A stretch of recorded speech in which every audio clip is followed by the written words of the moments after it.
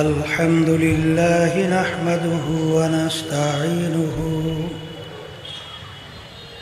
ونستغفره ونؤمن به ونتوكل عليه ونعوذ بالله من شرور أنفسنا من يهده الله فلا مضل له ومن يضلله فلا هادي له ونشهد أن لا إله إلا الله وحده لا شريك له ونشهد أن محمدًا عبده ورسوله أما بعد فأعوذ بالله من الشيطان الرجيم بسم الله الرحمن الرحيم ألف لام ميم ذلك الكتاب لا ريب فيه هدى للمتقين الذين يؤمنون بالغيب صدق الله العلي العظيم সবাই দুরূদ শরীফ পড়ি আল্লাহুম্মা সাল্লি আলা সাইয়্যিদিনা ওয়া হাবিবিনা ওয়া মাওলানা মুহাম্মদ সাল্লাল্লাহু আলাইহি ওয়া আলা আলিহি ওয়া আসহাবিহি ওয়া বারাক ওয়া সাল্লাম আল্লাহুম্মা সাল্লি আলা সাইয়্যিদিনা ওয়া নাবিয়িনা শাফি'িনা ওয়া হাবিবিনা ওয়া মাওলানা মুহাম্মদ সাল্লাল্লাহু আলাইহি ওয়া আলা আলিহি ওয়া আসহাবিহি ওয়া বারাক ওয়া সাল্লাম আল্লাহুম্মা সাল্লি আলা সাইয়্যিদিনা ওয়া নাবিয়িনা শাফি'িনা ওয়া হাবিবিনা ওয়া মাওলানা মুহাম্মদ সাল্লাল্লাহু আলাইহি ওয়া আলা আলিহি ওয়া আসহাবিহি ওয়া বারাক ওয়া সাল্লাম শুকরিয়া আদায় করতেছি মহান রব্বুল আলামিনের দরবারে। রব্বুল আলামিন ফিতনা ফাসাদের যুগে দুনিয়ার সমস্ত কাজ থেকে বিরত রেখে উলামায়ে কেরামদের মজলিস, জাকিরিন, শাকিরিন, সাদিকিন অনেক আল্লাহর খাস বান্দারা এই মজলিসের মধ্যে আছে। ওই মাইকের শব্দটা কিসের? কি করে বিক্রি করে এগুলো আমি যাবি কিছু তো ওখানে স্বেচ্ছাসেবকরা নাই যে মাইকের শব্দ স্টেজ আসছে সেদিকে তাড়াতাড়ি জানতো, দেখেন তো কি হয়েছে, এগুলো মাইকের শব্দ বন্ধ করে দেন।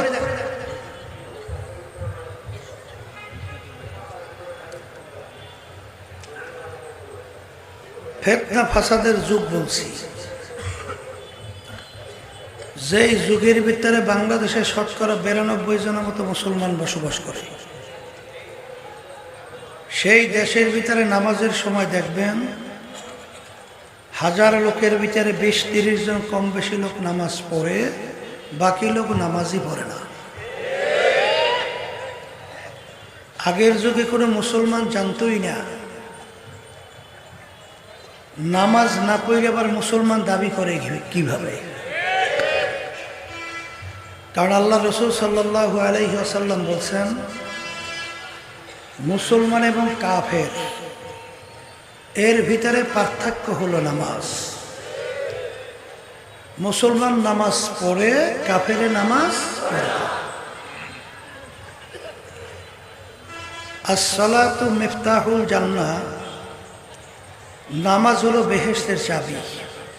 আমি বলি নাই, আল্লাহ রাসূল সাল্লাল্লাহু আলাইহি ওয়াসাল্লাম বলছেন, আমি শুনাইতেছি। বেহেশতে যদি কেউ ঢুকতে চান,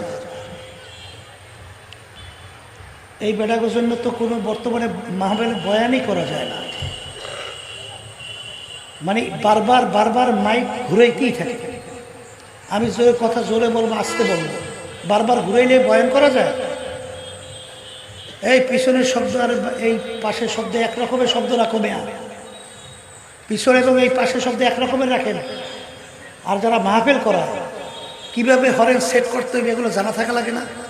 দেখেন কিভাবে হরেন সেট করছে, ওই করিডোরে হরেন কোথায়, ওখানে ওই পাশের লোকগুলো বুঝবে কিভাবে, ওই পাশের কোথায় হরেন।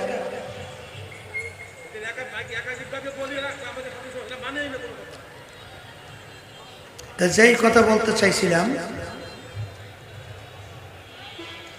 আসসালাতু মেরাজুল মুমিনিন, নামাজ হলো বন্দাবান্দি আল্লাহর মধ্যে দেখা সাক্ষাৎ কথোপকথনের মাধ্যম। যারা আল্লাহর সঙ্গে সম্পর্ক তৈরি করতে চান, নামাজ বেঁধে রেখে আল্লাহর সঙ্গে সম্পর্কের দ্বিতীয় আর কোনো রাস্তা নাই। আল্লাহ রাব্বুল আলামিন কোরআনুল কারীমের ভিতরে বলছেন, ইন্না সলাতা তানহা আনিল ফাহশাই ওয়াল মুনকার, নামাজ তোমাদের সমস্ত খারাপ কাজ থেকে ফিরিয়ে রাখবে।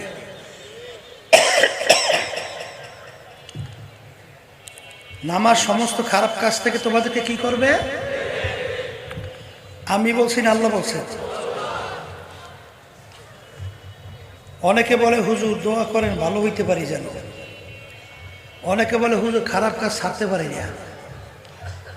আপনার ছাড়তে হইলে আল্লাহর হুকুম মানা লাগবে না? আল্লাহ বলতেছেন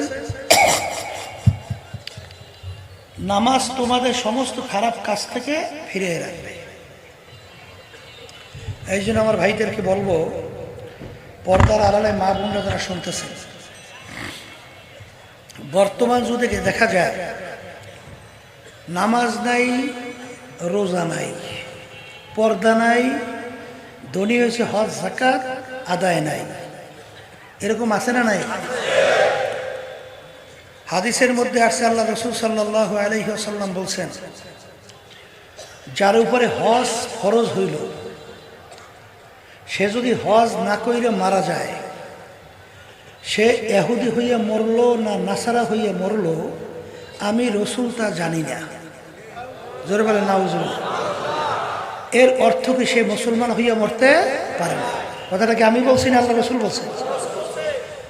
বলতে পারেন হুজুর, যদি আপনি বলতে পারেন হুজুর হাদিস ঠিক না, তাহলে প্রমাণ করে দেখা যায় হাদিস ঠিক না। আর যদি হাদিস ঠিক হয়, তাহলে আল্লাহ রাসূল সাল্লাল্লাহু আলাইহি ওয়াসাল্লাম হাদিস ঠিক আছে না? হজ ফরজ হওয়ার পরে যদি হজ না কইরে মারা যায়, সে মুসলমান অবস্থায় মরতে পারে নাই। কথা ঠিক কিনা? পর্দা তো বর্তমানে নাই বললেই চলে। এই পর্দা হুকুমটা কি আমার না কোনো আলেম না কোনো পীরের? কার হুকুম? পর্দা ফরজ ওয়াজিব না সুন্নাত? আচ্ছা, নবী কি আর দ্বিতীয় আসবে? তাহলে নবীও শেষ নবী। কোরআনুল কারীমের ভিতরে আর বাড়তি কমতি কোন আর দিকে আসবে? তাহলে কোরআনুল কারীমও আর নতুনভাবে কোনো নতুন আইনও আসবে না, আর কোনো পরিবর্তন হবে না। কথা ঠিক কিনা? তাহলে পর্দা ফরজ হুকুমটা তো আমি করি নাই, আল্লাহ করছে।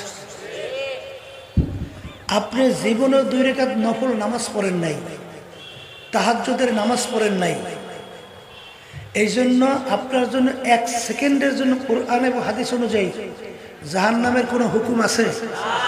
হ্যাঁ, জীবনে 2 রাকাত নফল নামাজ পড়েন নাই, জীবনে 2 রাকাত তাহাজ্জুদের নামাজ পড়েন নাই, এই জন্য 1 সেকেন্ডের জন্য জাহান্নামের কোনো হুকুম কিন্তু কোরআন এবং হাদিস অনুযায়ী নাই। কিন্তু একবার যদি কেউ ইচ্ছা করে বেপরদা হয়, যেই মহিলাদের সঙ্গে দেখা দেওয়া জায়েজ নাই, মহিলারা যেই পুরুষদের সঙ্গে দেখা দেওয়া জায়েজ নাই, তাদের সঙ্গে যদি কেউ দেখা দেয় ইচ্ছা করিয়া, তাহলে কমপক্ষে একটা কবিরা গুনাহ আমলনামায় জমা হবে। আর একটা কবিরা গুনার জন্য কমপক্ষে 7,000 বছর জাহান্নামের আগুনের ভিতরে জ্বলতে হবে। কথা ঠিক নেবে? ঠিক। অনেকে আল্লাহর মোহাব্বত আমরা চাই, আল্লাহকে পাইতে চাই। কথা ঠিক কিনা? কিন্তু আল্লাহ রসুল সাল্লাল্লাহু আলাইহি ওয়াসাল্লামের সুন্নাত বাদ দিয়া আল্লাহর মহব্বত পাওয়া যায়? আল্লাহকে পাওয়া যায়?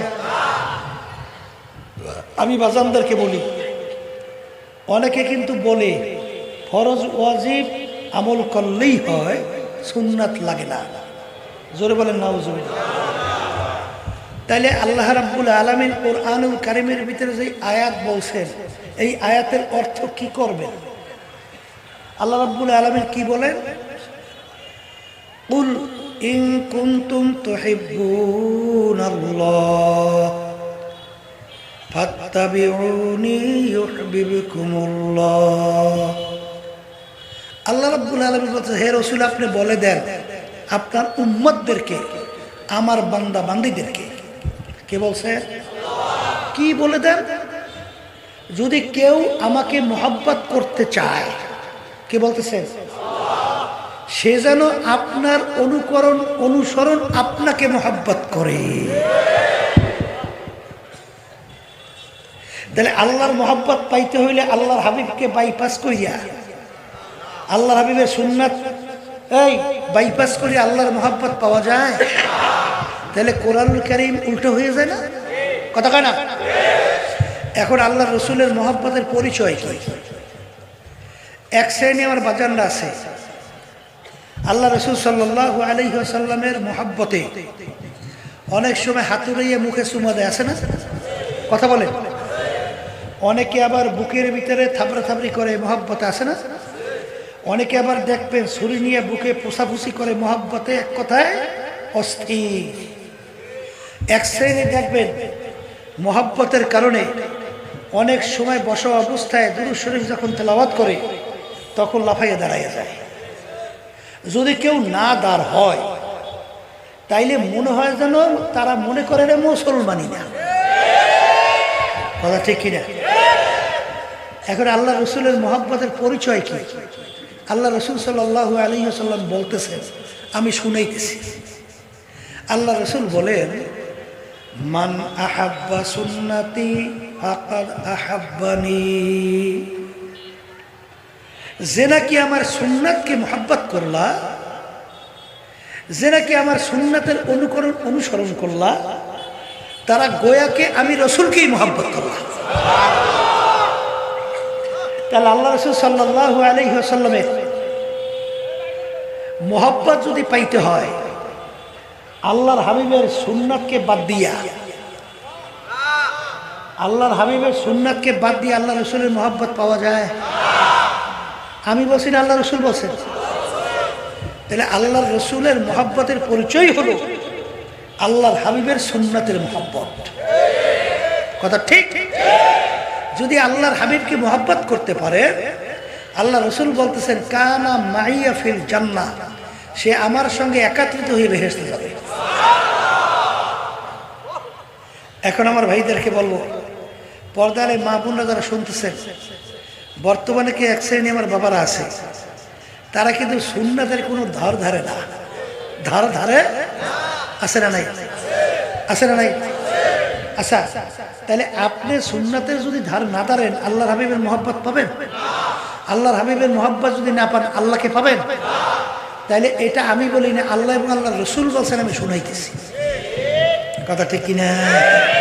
শোনেন বাজার না, আল্লাহ রসুল সাল্লাল্লাহু আলাইহি ওয়াসাল্লাম মিশকাত শরীফ হাদিসের মধ্যে আসছে, তিরমিজি শরীফে হাদিসের মধ্যে আসছে, হাদিস কিন্তু সহিহ। হাদিস কি? আল্লাহ রসুল সাল্লাল্লাহু আলাইহি ওয়াসাল্লাম বলেন, আমার আগের নবীর উম্মতদের মধ্যে ৭২টা দল ছিল। কয়টা দল? আমার উম্মতদের মধ্যে ৭৩টা দল হবে। হাদিস কিন্তু সহিহ। আমার উম্মতে দল হবে কয়টা? এখানে কিন্তু একটা চিন্তার বিষয়। আল্লাহ রসুল সাল্লাল্লাহু আলাইহি ওয়াসাল্লাম বলেন, আমার উম্মতদের ভিতরে ৭৩ দল। এখানে কিন্তু হিন্দু, খ্রিস্টান, ইহুদি, বৌদ্ধ, অন্যান্য ধর্ম অবলম্বী এরা কিন্তু এই ৭৩ দলভুক্ত না। যারা আল্লাহ রসুলকে নবী মানছে, যারা আল্লাহর উপরে ঈমান আনছে, এদের এই উম্মতদের ভিতরে ৭৩ দল হবে। ভালো করে বোঝেন, এই উম্মতদের ভিতরে কয় দল হবে? এই ৭৩ দলের মধ্যে আল্লাহ রাসূল সাল্লাল্লাহু আলাইহি ওয়াসাল্লাম বলেন ৭২টা দল ধ্বংস হইয়া জাহান্নামে চলে যাবে। জোরে বলেন নাউযুবিল্লাহ। একটা দল শুধুমাত্র নাজাত পেয়ে জান্নাতে যাবে। তাহলে আল্লাহ রাসূল সাল্লাল্লাহু আলাইহি ওয়াসাল্লামের উম্মতের ভিতরে দল কয়টা হবে? মুখস্থ করেন, বলেন ৭৩। এর ভিতরে ধ্বংসপ্রাপ্ত হয়ে জাহান্নামে কয় দল? একটা দল নাজাত পেয়ে জান্নাতি। কয় দল বলেন? যত সহজ মনে করেন অত কিন্তু সহজ না, ব্যাপারটা কিন্তু বড় কঠিন। ৭৩ জন লোকের মধ্যে ৭২ জন লোক যদি ধ্বংসপ্রাপ্ত হয়ে জাহান্নামী হয়, একটা লোক যদি শুধু নাজাত পেয়ে জান্নাতি হয়, ব্যাপারটা কঠিন না? আসতে বলে সাহাবায়ে কেরাম প্রশ্ন করলেন, হে আল্লাহর রাসূল, আপনার উম্মতদের ভিতরে ৭৩ দল হবে, এর ভিতরে ৭২ দল যদি জাহান্নামী হয়, একটা দল যদি বেহেশতি হয়, কোন দলটা বেহেশতে যাবে তার পরিচয়টা কি? তখন আল্লাহ রাসূল সাল্লাল্লাহু আলাইহি ওয়াসাল্লাম পরিষ্কার হাদিসের ভিতরে পরিচয় দেন। হ্যাঁ, ওয়াজ কিন্তু বেশি মনে থাকবে না, দেখেন কিছু কথা মনে থাকে কিনা। আল্লাহ রাসূল সাল্লাল্লাহু আলাইহি ওয়াসাল্লাম বলেন, মা আনা আলাইহি ওয়া আসহাবি। সবাই বলি সুবহানাল্লাহ। আল্লাহ রাসূল সাল্লাল্লাহু আলাইহি ওয়াসাল্লাম বলেন, কোন দলটা নাজাত পেয়ে জান্নাতে যাবে? আল্লাহর হাবিব বলেন, আমি এবং আমার সাহাবারা। বলেন, যেই পথ, যেই মত, যেই নীতি আদর্শ, যেই সূরত, যেই সিরাত, যেই আকীদার মধ্যে আছি, কিয়ামত পর্যন্ত যারা এই নিয়মে থাকবে তারাই নাজাত পাইয়া জান্নাতে চলে যাবে। সুবহানাল্লাহ। এখন আমার বাজানদেরকে বলবো, পর্দায় মা বোনরা যারা শুনতেছেন, এই দুনিয়া থাকা অবস্থায় এখন আপনার আমার আমল মানে কাজ, এখন এটা মিলে দেখতে হবে আপনার আমার কাজ সাহাবায়ে কেরামদের কাজের সঙ্গে মেলে কিনা। আসতে কয়, যদি মেলে বলেন জান্নাতি, বলেন যদি মেলে জান্নাতি, আর যদি না মেলে বলেন জাহান্নামী। কথাটা আমি বলছি না, আল্লাহ রাসূল বলছেন। এখন বলতে পারেন, হুজুর ৭৩ জন ৭৩টা দলের মধ্যে সাথে বেশি ও আসর হয়ে গিয়া ৭৩টা দলের ভিতরে ৭২ দল যদি ধ্বংসপ্রাপ্ত হয়, একটা দল যদি নাজাত পেয়ে জান্নাতে যায়, ৭৩ জন লোকের ভিতরে ৭২ জন লোক যদি ধ্বংসপ্রাপ্ত হয়ে জাহান্নামী হয়, একটা লোক যদি বেহেশতি হয়, হুজুর ব্যাপারটা কেমন কঠিন না? আল্লাহ কেমন করে হুজুর এটা হয়? এই জন্য আল্লাহ আপনার আমাকে জানাই দেওয়ার জন্য বলছেন, কুল হুয়াল্লাহু আহাদ আল্লাহুস সামাদ। আমার মালিক বেনিয়াজ, বেপরোয়া। তাম দুনিয়ার সমস্ত মানুষ যদি কিয়ামত পর্যন্ত আমার মালিকের হুকুমের বিরুদ্ধাচরণ করো, এতে আমার মালিকের এক বিন্দু কোনো ক্ষতি নাই। তিনি বেনিয়াজ, বেপরোয়া, কোনো মুখাপেক্ষী না। কথা ঠিকই না? এক কবরের যাত্রীরা,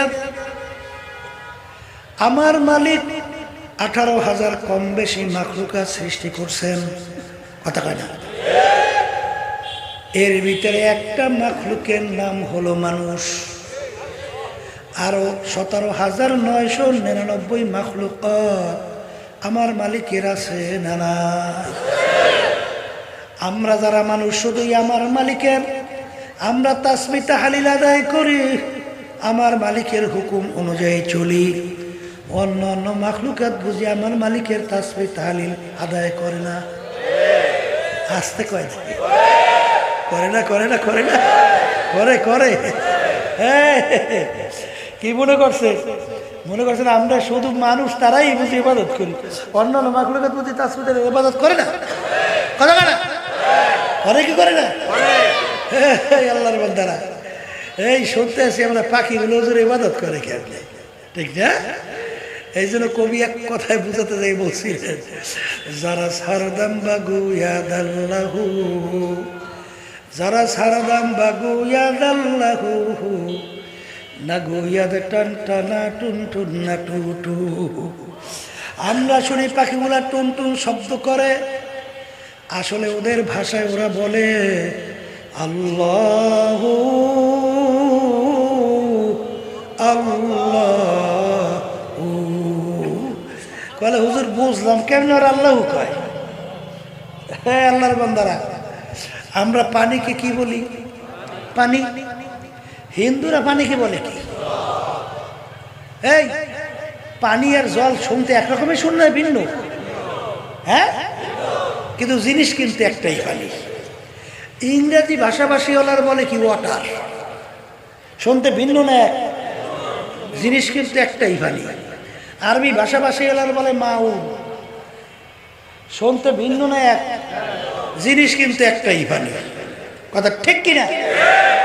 তোমার আমার বাড়ি মোরগটা কুকুরুতু কু কইরা ডাক দেয়, তোমার আমার কানে শোনা যায় কুকুরুতু কু। আসলে ওদের ভাষায় ওরা বলে আল্লাহু আল্লাহু। যারা সারলাম বাগুয়াদ আল্লাহু,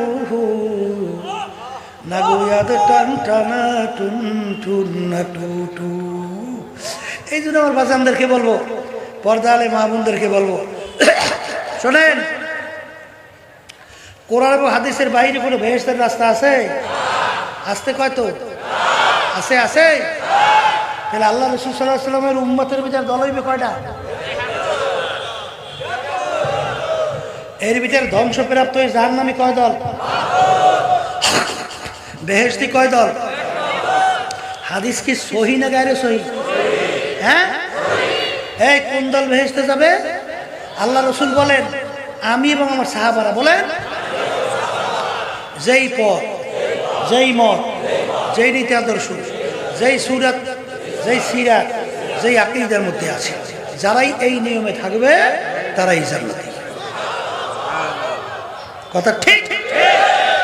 এখন আমার বাজানদেরকে বলবো, একজন সাহাবী পাইবে এক মুষ্টির উপরে দাড়ি ছাড়ছে বা কামাইছে? আসতে কথা আপনারা জানলে আমাদেরকে জানান, আমরা পাই নাই, জানি নাই, শুনি নাই। সাহাবায়ে কেরামের সংখ্যা প্রায় 1.5 থেকে 1.5 লক্ষ, এর কাছাকাছি। একজন সাহাবীও নাই এক মুষ্টির উপরে দাড়ি ছাড়ছে বা কামাইছে, একজন সাহাবীর ইতিহাসও। এই দাড়ি রাখা এটা কি আপনার আমার মন করেন? আল্লাহ রাসূল বলছেন। আল্লাহ রাসূল কি বলেন? তুলুল লিহিয়া, তোমরা দাড়িকে লম্বা করো, আর কাসরু শাওয়ারিব, মুখকে খাটো করো। কত কয় না? হুকুমটা কার? আল্লাহ রাসূলের হুকুম না? কথা কয় না? কথা ঠিক না? ঠিক। এক শ্রেণী আমার বাজানরা, এদের সুন্নাত বলে ভালো লাগে না, সুন্নাত বলে লাগেও না। কথা ঠিক? তাহলে তোমার কাছে সুন্নতি পোশাক ভালো লাগে না, তো খ্রিস্টানদের পোশাকটা ভালো লাগছে না? কথা কয় না? বিজাতিদের পোশাকটা তোমার কাছে ভালো লাগছে কেন? বিজাতিদের full shirt, Hawaii shirt, full pant, কি কথা কয় না? আছে না নাই? আফসোস, আজকে দেখবেন ভারতের প্রধানমন্ত্রী ছিল অটল বিহারী বাজপেয়ী, মনে আছে? হ্যাঁ, এই বাংলাদেশে আসছিল প্রধানমন্ত্রী থাকা অবস্থায়, রাষ্ট্রীয় মেহমান, অনেকের মনে আছে না? কি পরে আইছিল? ধুতি, ধুতি কি পরে আসছে? দেখেন, ওদের জাতীয় পোশাক ধুতি ছাড়ে নাই। আর আমাদের মুসলমানদের কি হলো, আজকে মুসলমানদের কাছে মুসলমানদের পোশাক ভালো লাগে না? হ্যাঁ, কারণ কি? তোমার কাছে বিজাতির পোশাক ভালো লাগছে কেন? শোনেন, সুন্নাত কিন্তু ফরজের বেড়া। কিসের বেড়া? গুনার থেকে ফেরা কিন্তু অত সহজ না। প্রত্যেকটা পুরুষ তাদের কিন্তু মহিলাদের প্রতি ঝোঁক থাকবেই, আল্লাহ এইভাবে সৃষ্টি করছে। আবার প্রত্যেকটা মহিলা পুরুষের দিকে তার ঝোঁক, ঝোঁকটা কি কয় যা বুঝলেন তো, ওটা থাকবে, আকর্ষণ থাকবেই থাকবে, কথা ঠিক কিনা? প্রত্যেকটা মানুষ তার কিন্তু চিত্ত বিনোদন, আনন্দ ফুর্তি উল্লাস, গান বাজনা ভেড়াপনা ঢোল, এটা কিন্তু প্রত্যেকের কিন্তু একটা কি থাকে, হ্যাঁ, আকর্ষণ থাকে। এই আল্লাহর বান্দারা, প্রত্যেক মানুষের ভিতরে দেখবেন আল্লাহ নিষেধ করছেন, আল্লাহ রাসূল সাল্লাল্লাহু আলাইহি ওয়াসাল্লাম নিষেধ করছেন ঘুষ, সুদ, বিভিন্ন কায়দায়, এগুলোর প্রতি একটা ঝোঁক থাকে না? কি জোরে থাকে না? এখন এগুলোর থেকে বাঁচতে হবে কি জন্য, কিভাবে? এই জন্য আল্লাহ এবং আল্লাহ রাসূল তোমাকে আমাকে পথ বাতাই দিয়েছেন যে তুমি এই এই পথ যদি অবলম্বন করতে পারো এর থেকে বাঁচতে পারবা, কথা ঠিক না বেঠিক? এই জন্য সুন্নতি পোশাক হারামকে বাঁচায়, কথা ঠিক কিনা? এই জন্য আমার ভাইদেরকে বলো, পর্দা আলে মা বোনদেরকে বলবো, শোনেন, কোরআনুল কারীম কিন্তু সত্য। 1500 বছর আগে নাজিল হয়েছে, এখন আমাদের মাঝে আছে। এখনো চ্যালেঞ্জের আয়াত কোরআনুল কারীমের শুরুতে আছে না? আমি প্রথম তেলাওয়াত করে শুনাইছি না? এই কোরআনুল কারীম নাজিল হয়েছিল আল্লাহ রাসূলের উপরে সাল্লাল্লাহু আলাইহি ওয়াসাল্লাম। আল্লাহর হাবিব দুনিয়ার কোনো শিক্ষায় শিক্ষিত হওয়ার সুযোগ আল্লাহ দেয় নাই। উম্মি ছিল, তার নিজের দস্তখত করতে জানতেন না। তিনি আংটি দিয়ে সিল মারতেন প্রমাণের জন্য। এই উম্মি আল্লাহর হাবিবের উপরে 30 পারা কোরআনুল কারীম নাজিল হলো, যার শুরুতে আল্লাহ চ্যালেঞ্জ হিসেবে বলছেন এর ভিতরে কোনো ভুল সন্দেহ নাই। সবাই বলেন সুবহান। আরবের কাফেররা আরবি ভাষী ছিল, তারা কোরআনুল কারীম বুঝতো, তারা কিন্তু বহু চেষ্টার পরেও কোরআনুল কারীমের ভুল কিন্তু বের করতে পারে নাই। মাঝখানে অনেক বহুত ইসলামের শত্রু, দার্শনিক, বৈজ্ঞানিক অনেক দুনিয়া থেকে বিদায় নিয়ে গেছে কি যায় নাই? তারা ভুল বের করতে পারছে? তারাও পারে নাই। বর্তমানে কিন্তু ইসলামের শত্রুর অভাব নাই, তারাও কিন্তু ভুল বের করতে পারে নাই। আমার কথা ঠিক বলছি না ভুল বলছি? তাহলে কোরআনুল কারীম সত্য না? আসতে কয়টা? তাই কোরআনুল কারীম যদি সত্য হয় তাহলে আমার ভাইদেরকে বলবো, পর্দা আলে মা বোনরা যারা শুনতেছেন, দুনিয়ার জিন্দেগি কিন্তু একটাই। দ্বিতীয়বার যদি কেউ কবরে যাইয়া আবার ঠই গিয়ে আসতে চায়, পারবেন? আর পারার সুযোগ আছে? এই জন্য যা কিছু বোঝা পারা, যা কিছু সব হলো যে কদিন দুনিয়ার চক্ষু খোলা থাকবে। এই বুঝের জন্যই মাহফিল।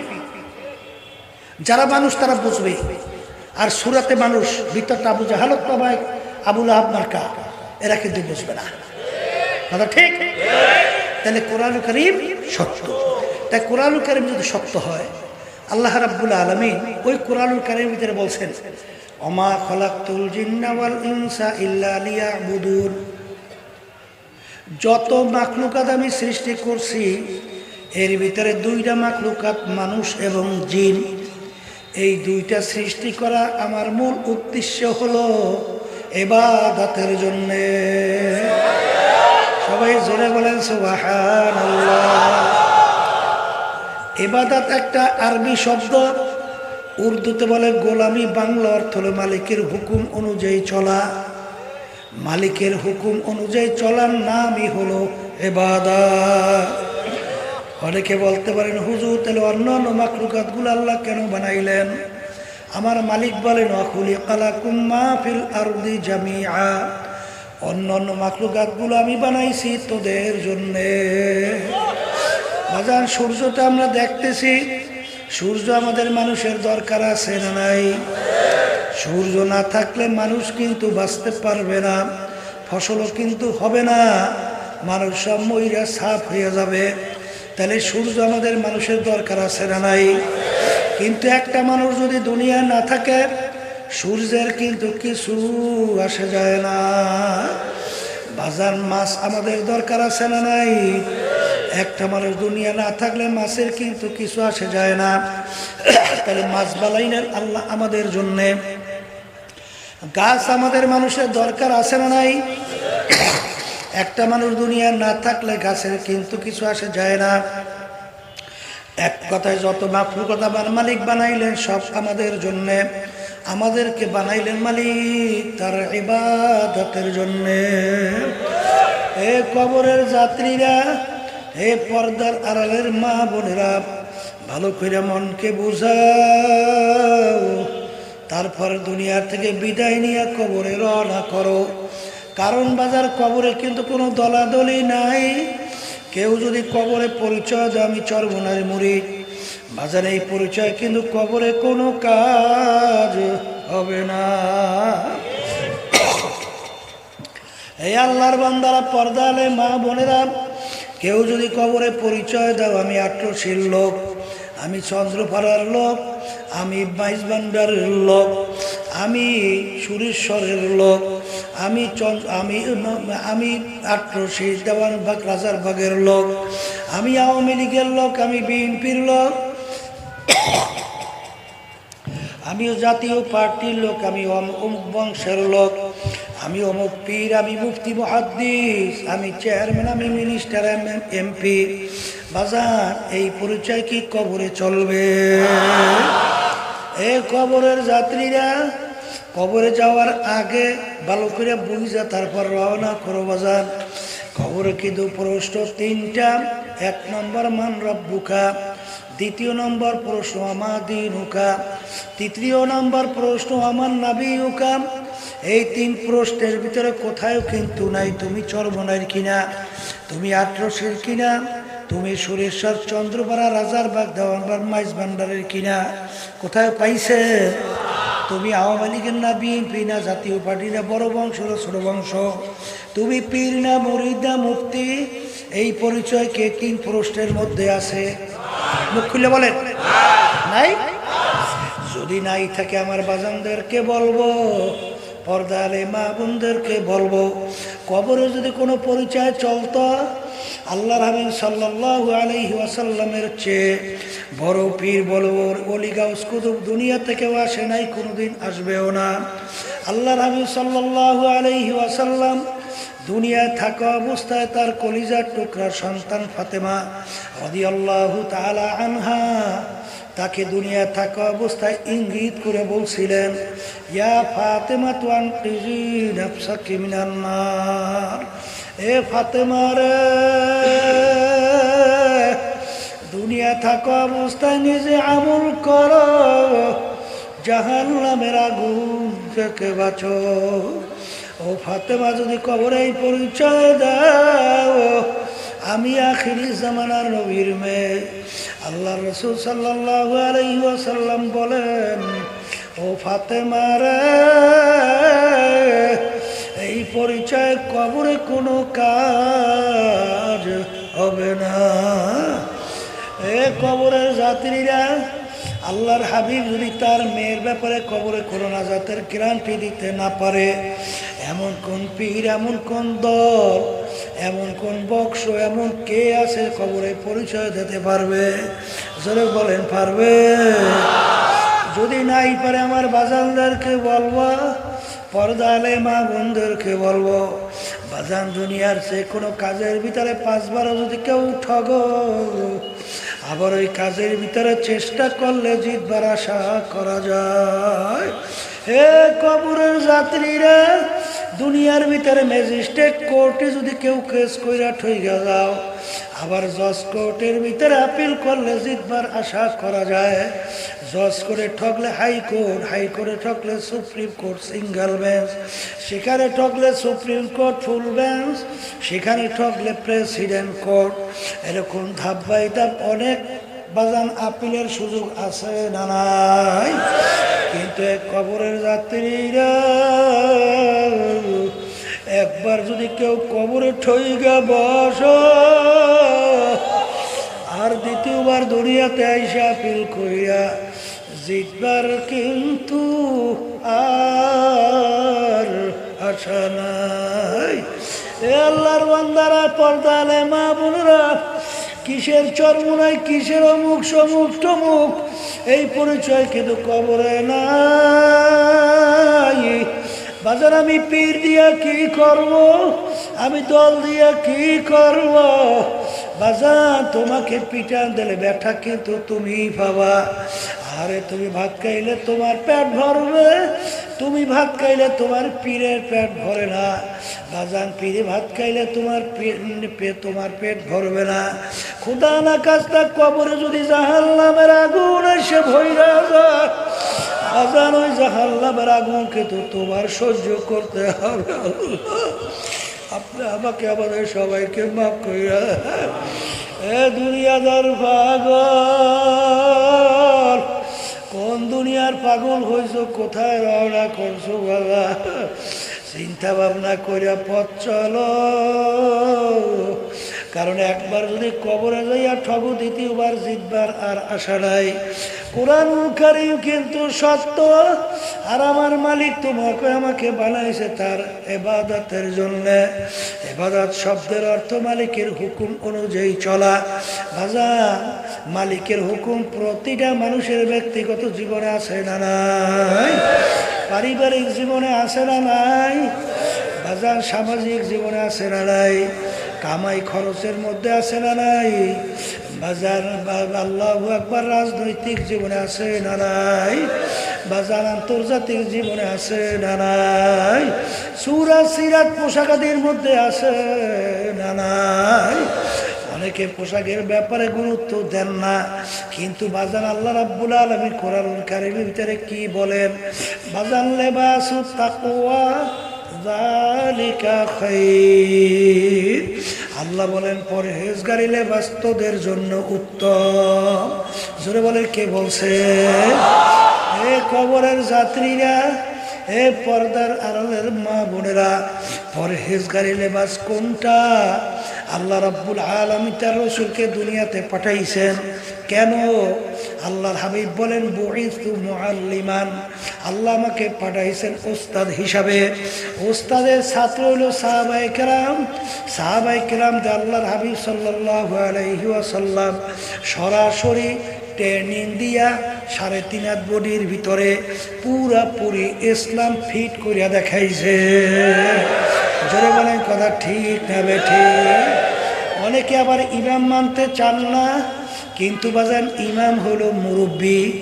এই ইমাম কি কথা বোঝেন নাই? এই মুরব্বী ছাড়া পথ চলা যায়?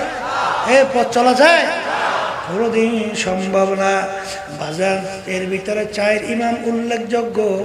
এর ভিতরে একজন হলো ইমামুল আজম আবু হানিফা রাহমাতুল্লাহ আলাইহি। বাজান এই 4 জন ইমামের ভিতরে আমাদের ইমামুল আজম আবু হানিফা রাহমাতুল্লাহ আলাইহি তিনি কিন্তু তাবি ছিলেন। কি ছিলেন? তাবি কাকে বলে? যারা সাহাবায়ে কেরামদেরকে দেখছে। জোরে বলেন, তাবি কাকে বলে? সাহাবায়ে কেরামদেরকে দেখছে।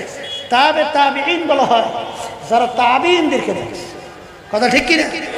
তাহলে সাহাবায়ে কেরামদেরকে দেখছেন, আর সাহাবায়ে কেরামদেরকে তৈরি করছেন কে? আল্লাহ রাসূল সাল্লাল্লাহু আলাইহি ওয়াসাল্লাম। কথা ঠিক না ঠিক? তাহলে সাহাবায়ে কেরামদেরকে আল্লাহর ইমামুল আযম আবু হানিফা রাহমাতুল্লাহি আলাইহি তিনি দেখছেন। তাহলে সাহাবায়ে কেরামদের আমল কি ছিল? সরাসরি দেখছে। কথা কথা কি দেখছে কি দেখে নাই? এই জন্য আমার বাজানদেরকে বলবো, পর্দালে মা বোনদেরকে বলবো, যারা বলে আমরা ইমাম মানি না, আসলে নিজে ধ্বংস হয়েছে, অন্যজনকে ধ্বংস করার চেষ্টা করতেছে।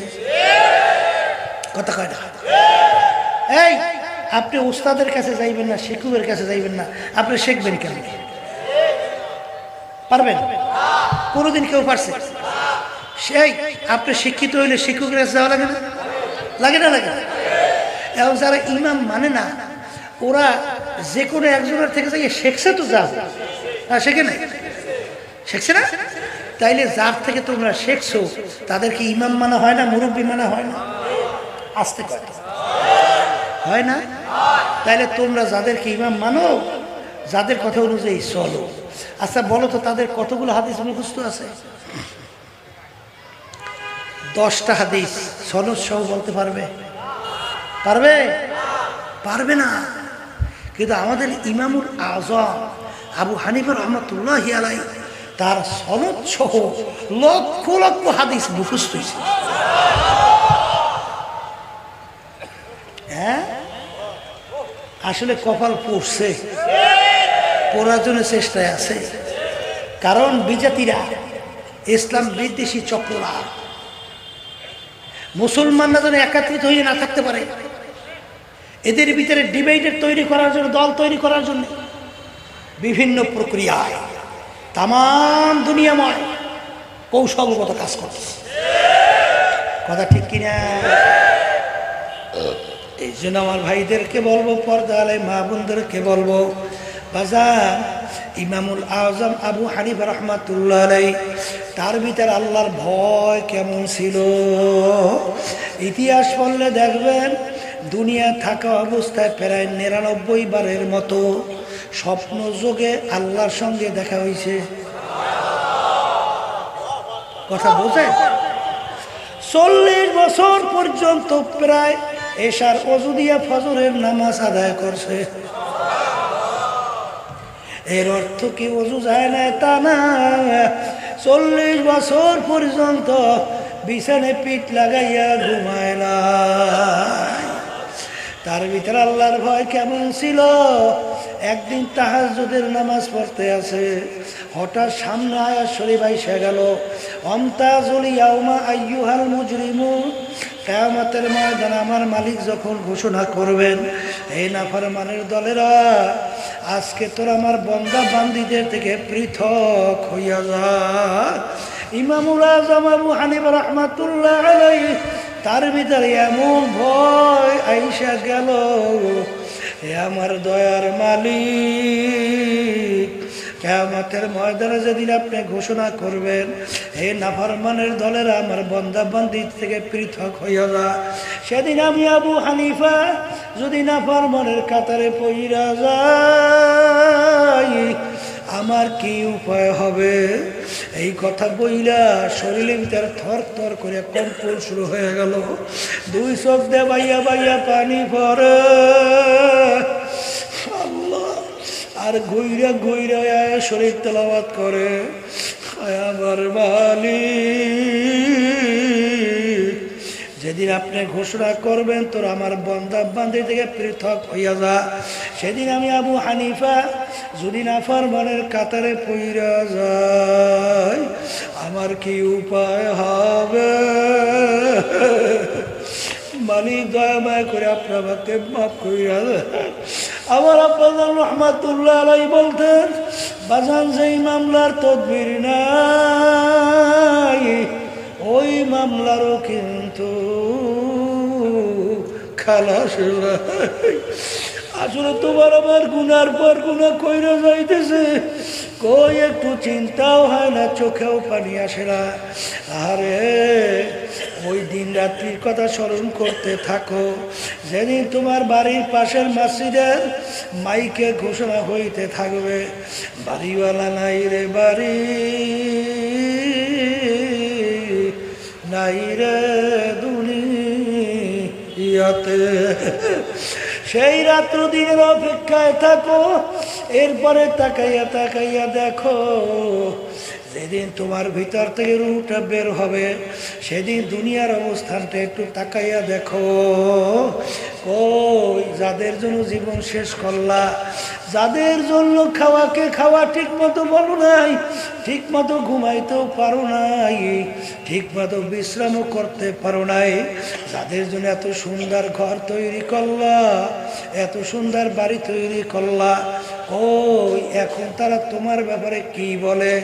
তাড়াতাড়ি করো, বেশিক্ষণ রাখা যাবে না, বেশিক্ষণ থাকলে ফুইলা পয়সা গন্ধ হইয়া যাবে। আরে তাড়াতাড়ি করো। কেউ দৌড়ে দোকানে কাপড় কেনার জন্য, কেউ দৌড়ে খন্তা নিয়ে কবর খোদার জন্য, কেউ দৌড়ে বড়ই পাতে দিয়া গরম পানি করার জন্য, বাজান কেউ দৌড়ায় বাজারে বাঁশ কাটার জন্য, ওদিকে মাইকে ঘোষণায় অমুকে আর দুনিয়াতে নাই। লোক জমা হইয়া গেল, ইমাম সাহেব জানাজা নামাজ পড়াইয়া চিরতরে বিদায় দিয়া দিল। এখন তাকাইয়া দেখো, তাদের জন্য জীবন শেষ করলা, যেই সম্পদের জন্য, যেই অর্থের জন্য আমার মালিকের হুকুম নবীর তরিক অনুযায়ী চলতে পারো নাই। এখন তাকাইয়া দেখো,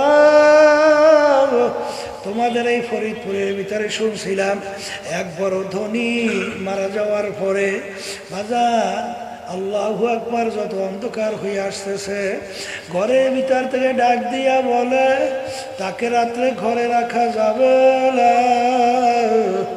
ছোট ছোট বাচ্চারা মরা লাশ দেখবে ভয় পাইবে।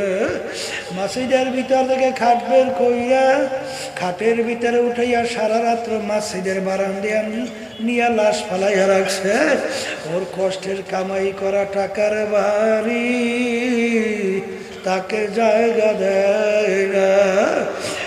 আল্লাহর বান্দারা, পর্দালে মা বোনেরা, আজকে স্বাধীনতা পাইয়া দুনিয়ার ভিতরে ধরাকে যারা সরা জ্ঞান মনে করো না, আমি সেই বাজানদেরকে বলবো, পর্দালে মা বোনদেরকে বলবো, যারা দুনিয়ায় স্বাধীনতা পাইয়া ক্ষমতার বলে, টাকার বলে, দলের গরমে, বংশের গরমে, শিক্ষার গরমে যারা ধরাকে সরা জ্ঞান মনে না করে যেরকম সেরকম চলো, আমি সেই বাজানদেরকে বলবো, যারা আল্লাহর হুকুম নবীর তরিক অনুযায়ী জীবনকে চালাতে পারবা না, আস্তে আস্তে যেদিন হায়াতের বেলা পার হইয়া যাবে, যেদিন তোমার মৌতের বিছানায় পেটখানা ভাসাইয়া দেবা, আমার মালিক ডাক দিয়ে বলবে, আজরাইল, আমি বড় শখ করে ওদেরকে তৈরি করছিলাম, আমার সমস্ত নেয়ামত দিয়ে ওকে বাঁচাইয়া রাখছিলাম, আমার দেওয়া নেয়ামত চক্ষু দিয়া দেখছে, আমার দেওয়া নেয়ামত জবান দিয়া কথা বলছে, আমার দেওয়া নেয়ামত ব্রেন দিয়া পড়াশোনা করছিল,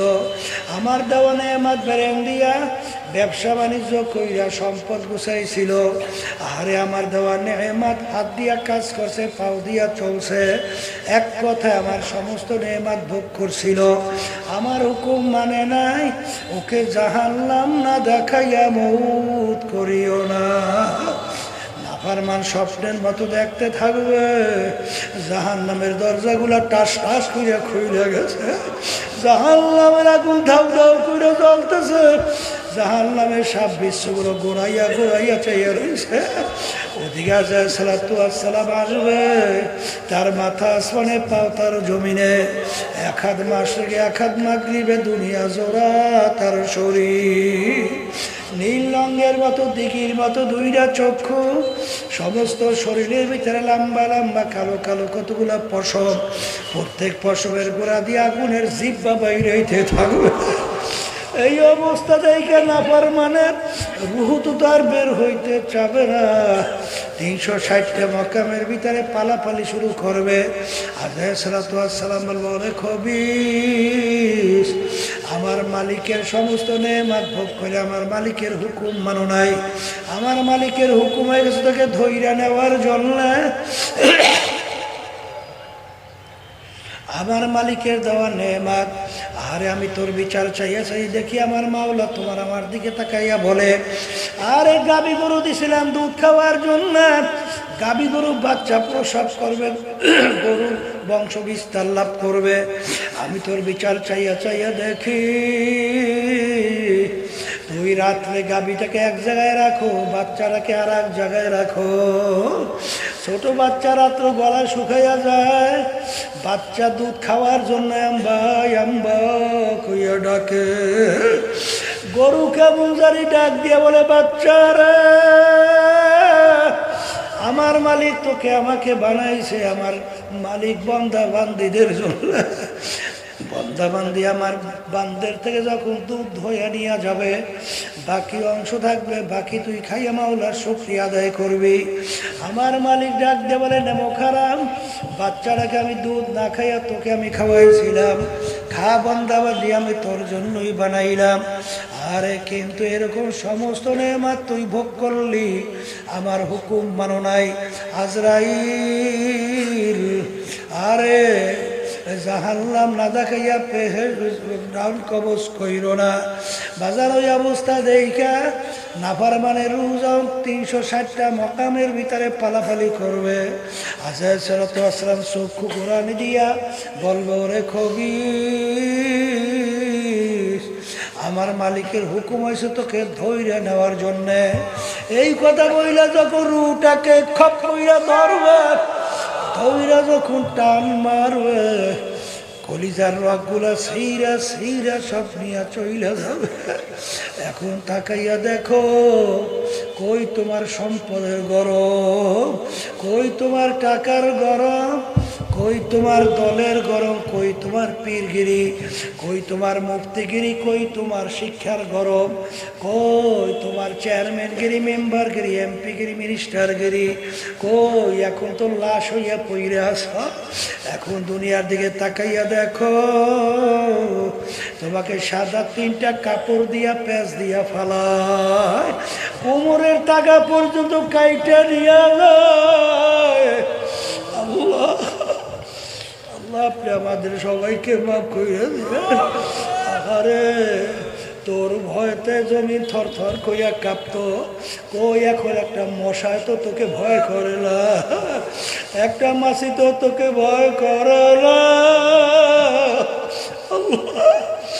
আমার দাদা রহমাতুল্লাহ আলাইহির কথা শুনছিলাম, ডিসি সাহেব কালেক্টর, তখন বলতো কালেক্টর সাহেব আপনারা কি মশারি টাঙ্গান? হুজুর মশারি টাঙ্গাই। কেন? হুজুর মশায় কামড়ায়। তখন দাদা জান বলছিল, কালেক্টর তোমাদেরকে নিয়ে বন্দুক নিয়ে গুলি নিয়ে যে তোমাদেরকে পাহারা দেয়, ওই বন্দুক গুলি কি মশায় ভয় করে না? তখন কালেক্টর বলে, হুজুর ওই গুলি মশায় ভয় করে না। তখন দাদা দান বলছিল, কালেক্টর আজকে সাধারণ দুনিয়ার ভিতরে মশা তোমার গুলি ভয় করে না, আর তুমি যদি বেনমাজি, হারামখোর, সুদখোর, ঘুষখোর, তুমি যদি বেনমাজি বেরোজগারিয়া হইয়া কবরে যাও, আর ওই কবরে 99 সাপ তোমাকে ভয় করবে, এরকম কি গ্যারান্টি আছে রে কালেক্টর? চিন্তা ভাবনা কইরা কবরে রওনা করো। আল্লাহ আপনি আমাদের সবাইকে মাফ করে দিয়ে। আল্লাহ, এ দুনিয়াদার পাগল আমার বাবারা, এ পর্দার আড়ালের মা বোনেরা, যারা আজকে দুনিয়ার সম্পদের গরমে, টাকার গরমে, ক্ষমতার গরমে যারা ধরাকে সরাজ্ঞান মনে করেন না, আমি সেই বাজানদেরকে বলবো, পর্দালে মা বোনদেরকে বলবো, বাজান মাঝে মাঝে চক্ষু বন্ধ করো, একটু মাঝে মাঝে একটু মুরাকাবা করো। বাজানরে ডাকাইতের দলের সরদার, ওর কত পাওয়ার, ওর দলীয় লোক অন্যায় করলে অনেক সময় গুলি কইরাও মাইরা ফেলায়, অনেক সময় মারে, লাথি মারে, বিভিন্ন শাস্তি প্রয়োগ করে। ওর মাতুব্বাড়ি সরদারি কতক্ষণ পুলিশের হাতে অ্যারেস্ট হওয়ার আগ পর্যন্ত।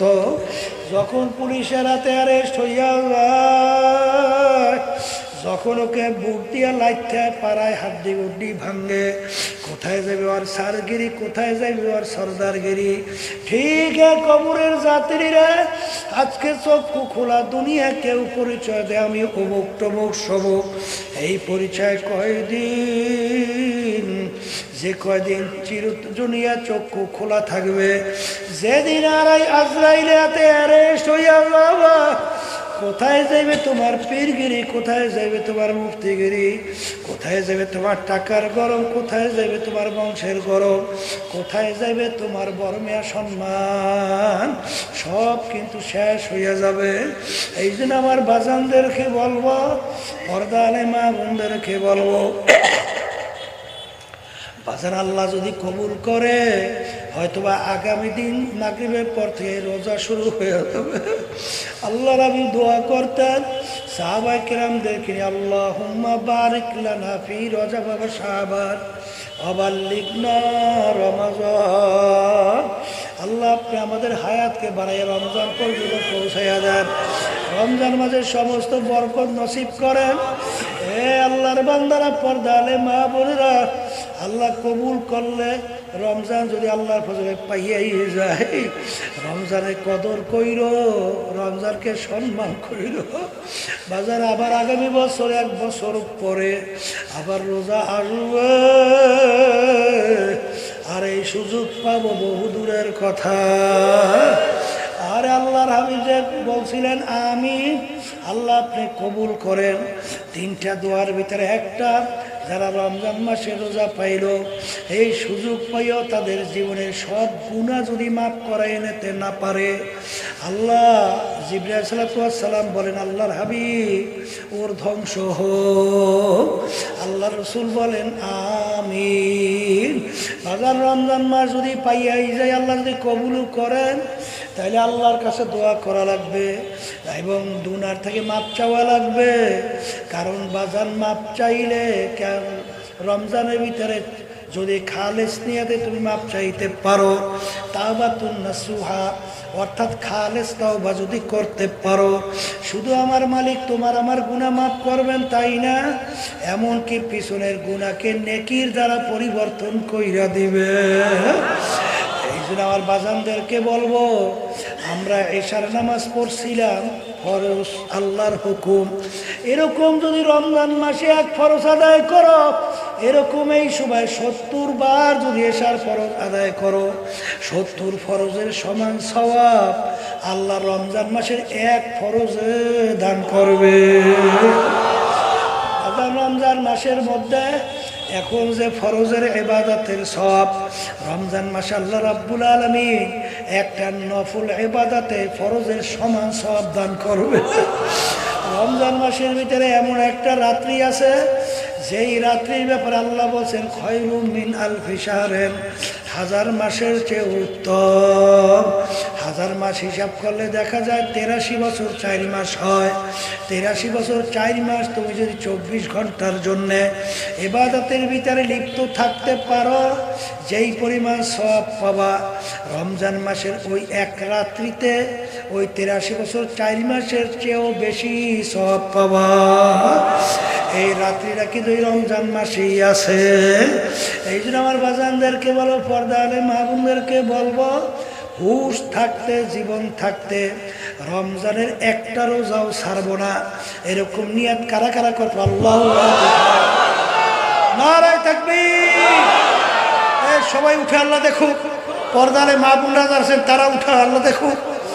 আলহামদুলিল্লাহ করে হাত নামাও, আল্লাহকে কবুল করে না।